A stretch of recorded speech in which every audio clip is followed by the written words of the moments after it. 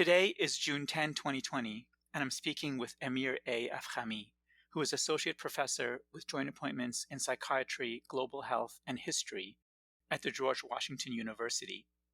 Amir, thank you for joining us today. Thank you for having me.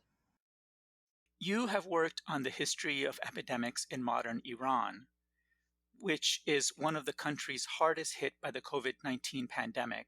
How did that happen? Well, COVID-19 was first officially identified in December 2019 in Wuhan, the capital of China's Hubei province, and since has spread globally, resulting in the ongoing pandemic that we're experiencing. Interestingly enough, the initial spread of the disease had a lot in common with the 14th century plague or Black Death. That bubonic plague pandemic is also thought to have originated in China's Hubei province, with bacteria contracted from marmots. The disease made its way westward in the 14th century via merchants and caravans on the Silk Road, taking several years to reach Iran, where it killed Abu Sa'id Bahadur Khan, the country's overlord. In 1347, it entered Europe via Italy's port of Genoa. So it should be of no surprise that both Iran and Italy have emerged as waypoints for the pandemic, since both countries are major players in China's Belt and Road Initiative, also known as the modern 21st century Silk Road. The official announcement of the pandemic's landfall in Iran came on February 19th, when the Iranian Health Ministry announced that 2 elderly people in Qom had died from the coronavirus. Iran's health minister subsequently blamed an Iranian merchant from Qom who had frequently traveled between Iran and China for introducing the disease. Later on, Iran's health minister claimed that COVID-19 was brought to Iran not by a merchant, but by Chinese nationals who studied and worked in Qom. After making landfall, the virus spread quickly. By February 24th, Iran's health ministry officially reported 61 cases in the country with about 12 deaths. Cases were recorded in cities throughout the country. And about 2 months later, in April, by mid-April, Iran reported upwards of 75,000 cases with almost 5,000 deaths, at a death rate of about 6.3%, which was significantly higher than the average mortality rate in the rest of the world. As of June 10th, which is today, the mortality rate due to the virus officially stands in Iran at about over 8,000 deaths and about 167,000 cases of infected individuals. These statistics place Iran as one of the most affected, if not the most affected country in the Middle East and North Africa. However, the official reported numbers are probably significantly lower than the actual morbidity and mortality rates in the country. Between February and April of this year, despite the fact that Iran was reporting 76,000 cases of coronavirus infections, it also reported about 178,000 people who were diagnosed with acute respiratory syndrome. This is a non-specific diagnosis.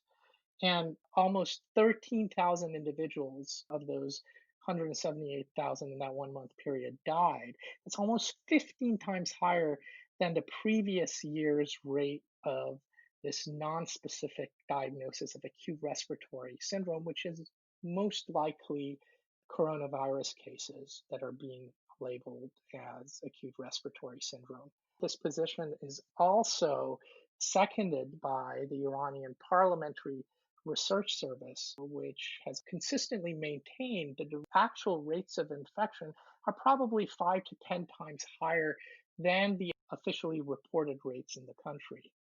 Now, Iran, which has been gradually relaxing its lockdown since mid-April, has reported a sharp rise of new daily infections in recent days. This Thursday's toll of about 3,574 new cases was the highest since February, when the outbreak was first reported.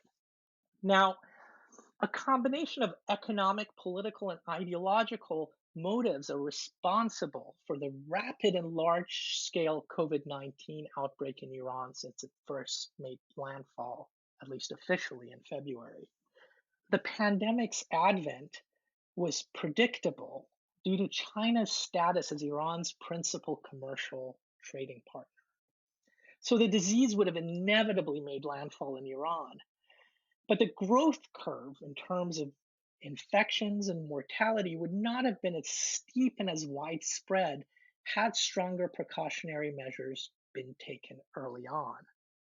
In the first week of the outbreak in Iran, officials in the country warned against overreacting to the risks of COVID 19, which they claimed was stabilized and under control.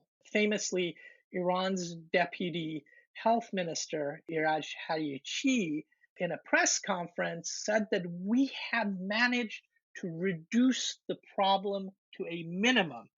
He was saying this while he appeared visibly ill and later admitted to having been infected and sick because of COVID 19. The Iranian government's inadequate precautionary measures to restrict and monitor travelers from China ensured that the disease would make landfall in Iran much more quickly than any other country in the region.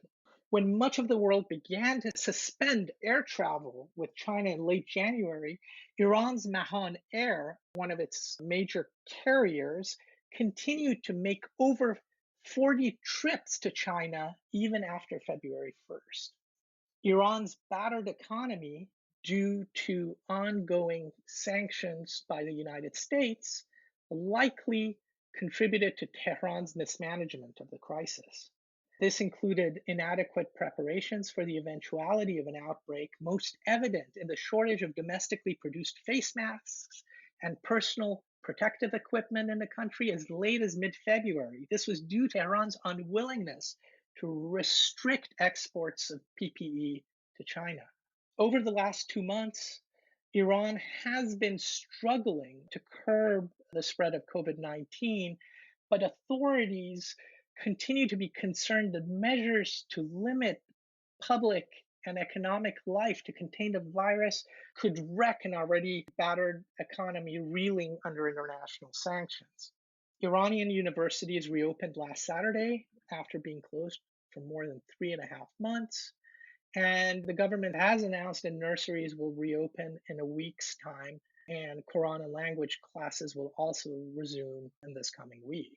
In all likelihood, politics, ideology, and religion also played a role in minimizing the Iranian leadership's public health response. When incidents of coronavirus began to mushroom in the country, Iranian authorities admittedly suppressed news of it in order to encourage high voter turnout in Iran's parliamentary elections to legitimize those elections with its narrow slate of fairly conservative candidates. Even Supreme Leader Ali Khamenei billed voting as a religious duty. So they made no effort to delay, restrict gathering at polling sites and voting sites in the country at that time. Religion probably played a big role as well in this initial explosion of the disease. When the holy city of Qom, which is the major pilgrimage site in Iran, a popular, significant destination for Shiite pilgrims throughout Iran and the rest of the world, when the holy city of Qom was identified as the epicenter of Iran's outbreak in mid-February, Iranian authorities refused to close the city's shrines until March 14. The health ministry of Iran did request the closing of Qom's most important shrine, the Fatemeh Masumeh shrine, but religious officials refused. A surrogate of Supreme Leader Ayatollah Ali Khamenei in the city declared that any attempt to restrict access to the shrine promoted a nefarious plot by the United States and President Trump to make the holy city appear to be unsafe. Hundreds of pilgrims and visitors congregated in close proximity to one another at Qom's religious sites on a daily basis for months after the government had officially announced the presence of COVID 19 in the city. providing further opportunity for the virus to spread. Some Iranian government supporters even filmed themselves and their children licking shrines in defiance, potentially rendering themselves walking sources of the contagion. Iran is a large and diverse country. How have epidemics in Iran affected the different populations across the country? Iran's epidemiological diversity is most profoundly seen during the 1918-1919 flu pandemic. During the 1918-1919 flu pandemic, Iran's rural population was more significantly hit by the outbreak in terms of mortality than its urban population. Whereas in the United States, somewhere between 2 to 3% of the population succumbed to the 1918 flu. In Iran, mortality was somewhere between 10 and 18% of the population. And whereas in the United States, you had more urban deaths, in Iran, you had more rural deaths. What we see in the Iranian case was that cultural practices such as opium consumption, particularly during periods of scarcity and famine, which Iran was undergoing in 1918, 1919, and comorbid illnesses such as malaria, which tended to be more prevalent in Iran's rural fringes, ended up contributing to Iran's higher mortality and changing the epidemiological profile of this pandemic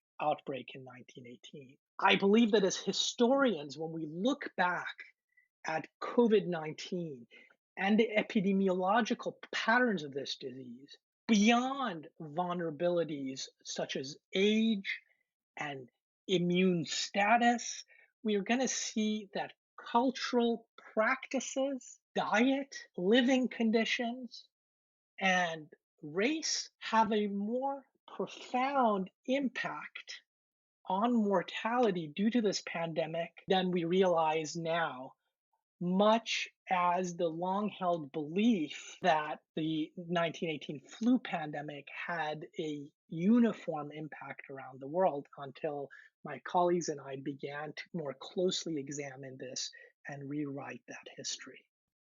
Do you see parallels between past epidemics in Iran and the current one? You've mentioned sanctions, but in addition to sanctions, how are Iran's international relations and the history of those relations affecting its response to the current epidemic? So, while the coronavirus is new to Iran, the country's response to the pandemic is arrestingly familiar. Iran's coronavirus efforts today face some of the same type of public health barriers linked with government corruption, rigid ideologies, and turf wars in the government and security apparatus that hindered Tehran's ability to stop the spread of pandemics in the 19th and very early 20th century. The conspiratorial views on COVID 19, most prominently the views held by Ayatollah Ali Khamenei and some of Iran's Revolutionary Guard commanders, that the US has manufactured the coronavirus as a biogenetic weapon against Iranians, and the variety of faith cures and folk remedies, including bootleg alcohol, which has led to 400 deaths in the country, inappropriately used as a cure for coronavirus, are reminiscent of the unscientific views on water purity, which worsened the cholera pandemics of the late 19th century.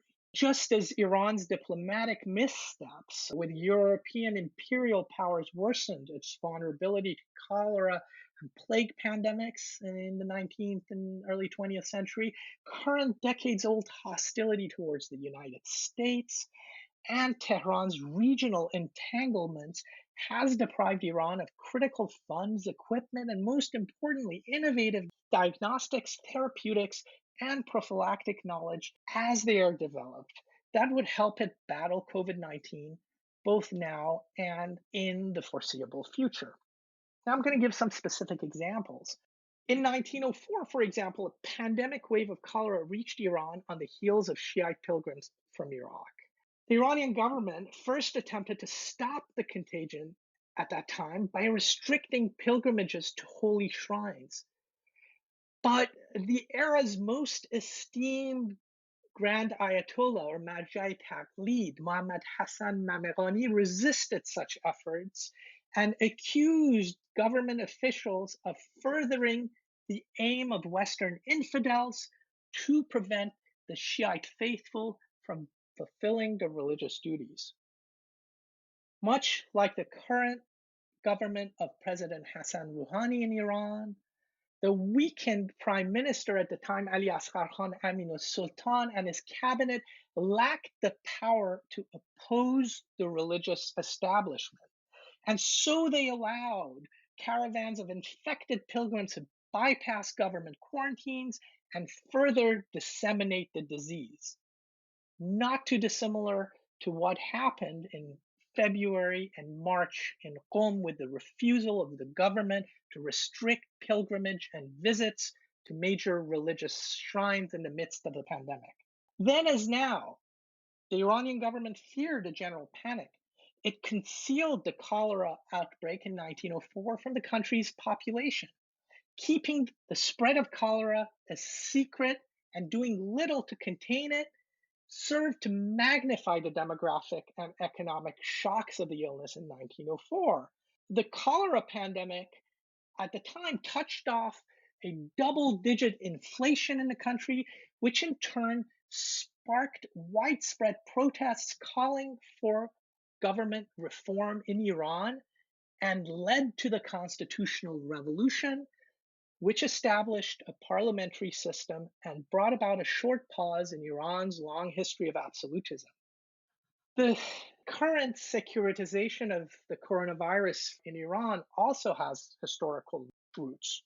Despite his role in the current coronavirus crisis, Ayatollah Khamenei has used President Rouhani's government's mismanagement of the outbreak in the initial months and the unsubstantiated claim that the virus was a biogenetic weapon produced by Washington to declare a state of emergency about 2 months ago in March. This allowed him to place the military, headed by the chairman of the Armed Forces General Staff, answerable only to the supreme leader and not the president, in control of Iran's coronavirus fight. While Khamenei maintained that the substantial manpower and biomedical capabilities of the Iranian armed forces would carry through a more effective prevention effort, the military was also charged with a repressive political agenda to clamp down on protests, arrest people critical of the regime's coronavirus response, propaganda, and religious indoctrination through the distribution of the supreme leader's selected prayers against coronavirus. This move also gave Khamenei and his allies in the General Staff and the Islamic Revolutionary Guards Corps unprecedented coercive power over the Iranian population and control over the government. This move has parallels with the 1889-1893 cholera pandemic.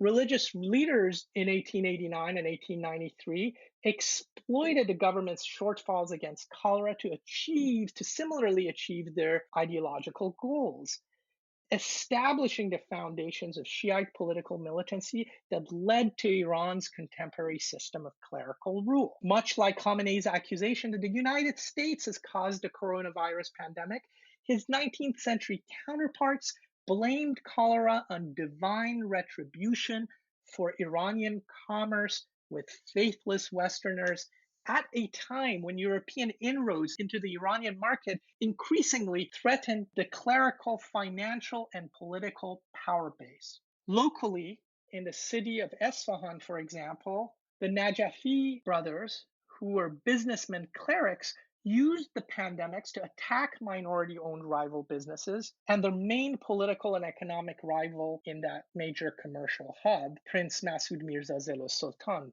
the son of the reigning monarch at the time, Nasiruddin Shah, and governor of the city. On a national level, this militancy led to the tobacco protests of 1891, which caused the repeal of a monopoly granted to an English company for the manufacture and sale of tobacco in Iran. The general discontent with living conditions in the aftermath of the 1889-1890 cholera epidemic helped clerics mobilize the Iranian population against the government and increase their power. For this reason, the initial accusations against the reigning monarch Nasruddin Shah, leading up to the tobacco protests, focused not so much on the concession itself, but on the pitiful state of the country following the outbreak.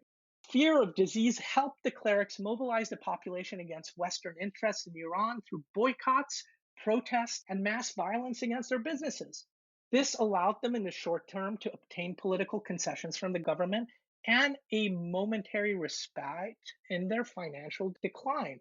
In long term, however, the disturbances harmed Iran's overall economy and political stability, holding back necessary investments in the country's sanitary infrastructure, which extended its vulnerability to cholera and other pandemic diseases.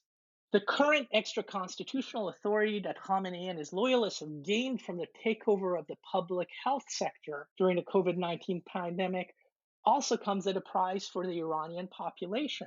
The ongoing power struggle between the civilian and military authorities in the country has deprived Iran of a cohesive coronavirus policy. Despite official statements to the contrary, Iran remains one of the worst affected countries in the world.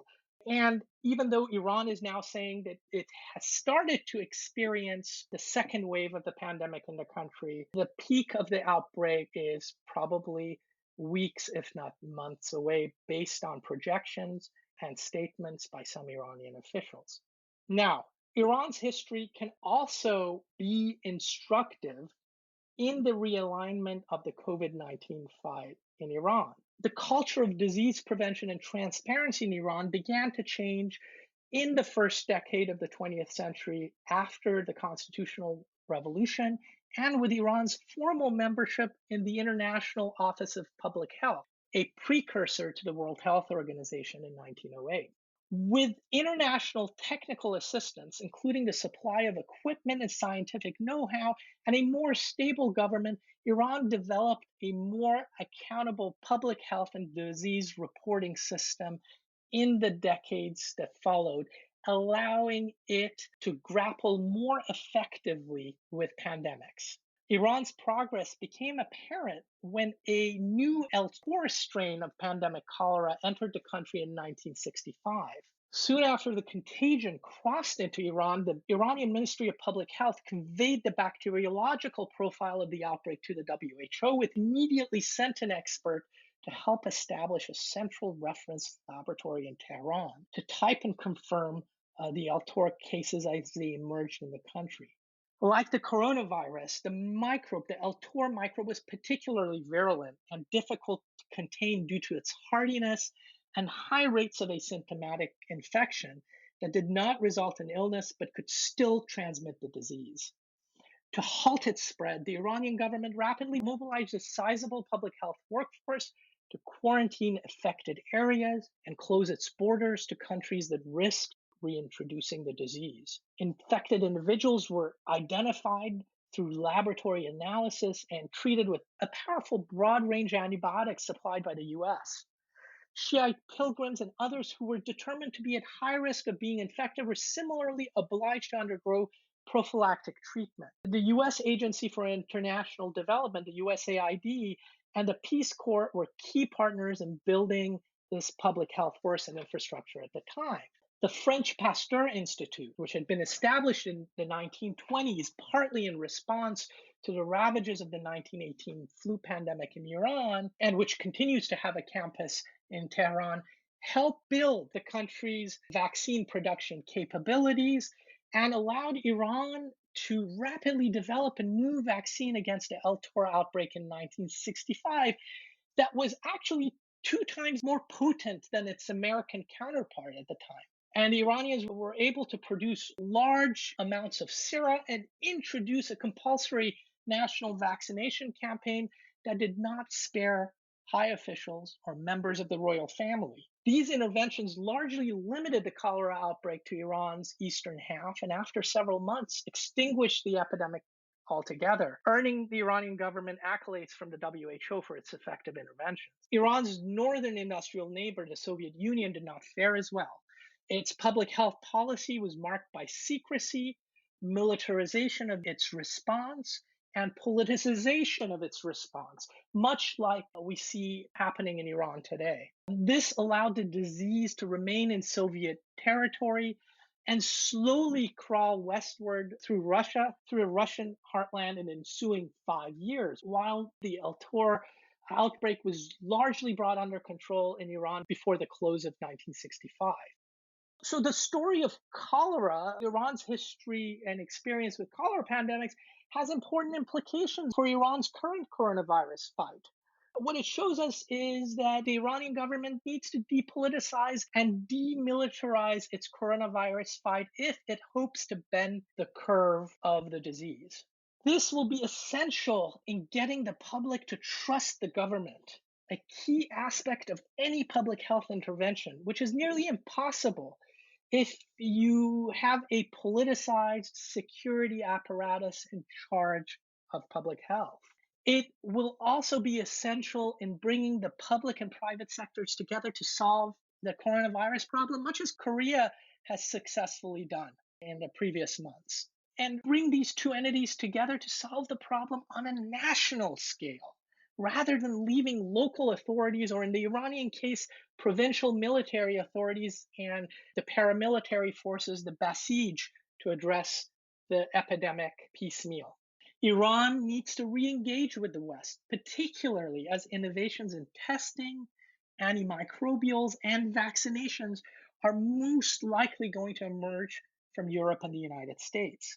I have to say I'm somewhat biased. I'm Iranian born, although I've spent most of my life here in the United States. And therein, I see dual citizens in the US and Europe as being natural ambassadors for the aforementioned engagement. And in this, I'll end by saying that the Iranian government really needs to open up to these dual nationals, some of whom are incredible physicians and scientists all over the world, and stop this trend of putting scholars and researchers in prison out of fear and trumped up political accusations. Amir, that's a sobering and fascinating story. Thank you for sharing your perspectives and insights with us. This has been a podcast from the Consortium for History of Science, Technology, and Medicine. You can find more resources for exploring this topic, other podcasts, video lectures, archival spotlights, as well as opportunities to connect with our community of scholars at chstm.org.